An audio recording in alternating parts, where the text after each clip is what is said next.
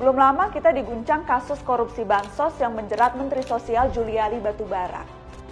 Memang melelahkan mengungkit kasus bansos ini, tapi terbukti sedikit lengah saja kasus ini sudah ngelantur tak jelas juntrungannya. Contohnya, nama-nama politikus yang muncul saat pengusutan KPK malah hilang dari dakwaan.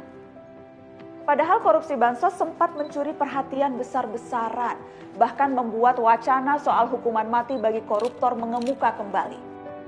Dukungan sebagian orang terhadap hukuman mati adalah frustasi dan penggal hati, karena merasa hukuman yang ada tidak lagi memadai untuk membuat para koruptor itu mikir berkali-kali sebelum menggarong kekayaan negeri.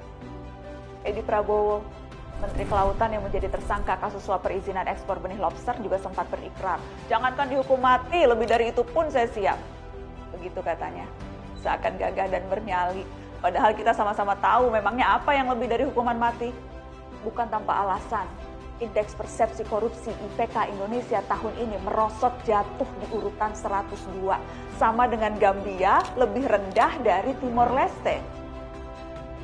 Menko Polhukam Mahfud MD sendiri sempat bilang, itu karena maraknya pemotongan hukuman dari Mahkamah Agung kepada para koruptor yang kasasi. Hukum yang tiba-tiba menjadi sangat pemaaf di hadapan para koruptor. Padahal tanpa dikorting pun, hukuman koruptor sudah ramah. ICW mencatat tren vonis pada koruptor rata-rata hanya 2 tahun 7 bulan penjara. Itu bahkan masih lebih singkat dari masa kuliah mahasiswa kupu-kupu yang buru-buru. Korupsi malah kadung dianggap sebagai kebajikan. Masih ingat penghujung tahun lalu, Mahkamah Agung memotong masa tahanan kasus suap Fahmi Darmawansyah. Mahkamah Agung sepakat dengan argumen kuasa hukum Fahmi bahwa pemberian mobil seharga 427 juta rupiah dari Fahmi kepada Kepala Lapas Sukamiskin Wahid Hussein itu bukanlah suap, itu bentuk kedermawanan. Pemberian lain seperti tas merek Louis Vuitton, ada sepatu sendal merek Kenzo, ada uang ini, uang itu, bukan dipandang sebagai gratifikasi, tapi dianggap kemurahan hati. Bayangkan betapa ngerinya bila nanti batasan itu kabur, lalu setiap penyuap disebut sebagai dermawan. Sayangnya, pada hari-hari yang paling mematahkan hati ini, kita malah ditinggal pergi Artijo Alkostar, mantan Hakim Agung yang harum namanya.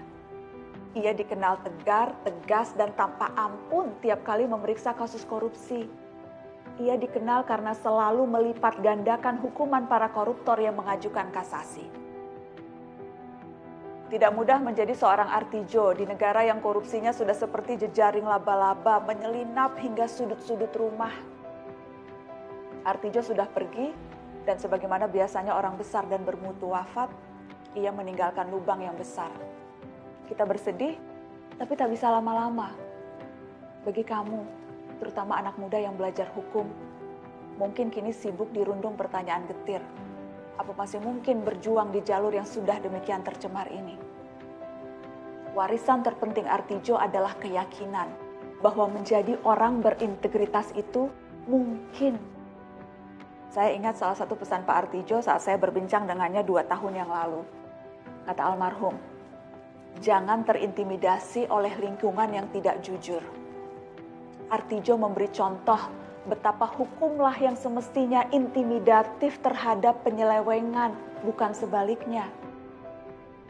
Saya kutip sedikit lagi kata-kata almarhum. Kejujuran tidak bisa diajarkan, tapi dihidupkan. Kejujuran itu adalah tidak bisa diajarkan, tapi harus dihidupkan.